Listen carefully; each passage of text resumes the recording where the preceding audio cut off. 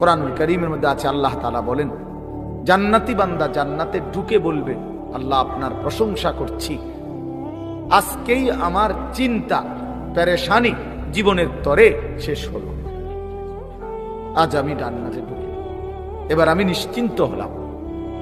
নিশ্চিন্ত হলাম, আর কোনোদিন এই জান্নাত থেকে বের হতে হবে না। আল্লাহ তাআলা বলেন আর কখনোই এখান থেকে বের হইতে হবে না, খালিদিনা ফিহা আবাদা, চিরস্থায়ী। চলেন বাপ, এই জন্য বললাম নিজেদের ছেলে নিজেদের মেয়ে নিজেরাও ইনসাফের সাথে ভাইবেন যে আপনি আখিরাত চিনেন কিনা। আপনার ছেলে মেয়েগুলো যেই জীবন পরিচালনা করতেছে এতে কি মনে হয়, এতটুকু আন্দাজ করা উচিত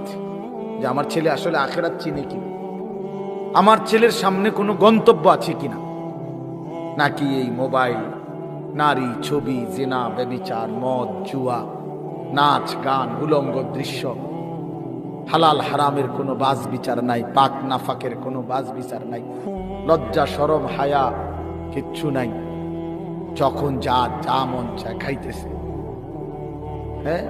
যা মন চায় তাই করতেছে। তো এই খামখেয়ালি জীবন, যখন যা মন চায় তাই, হালাল হারাম,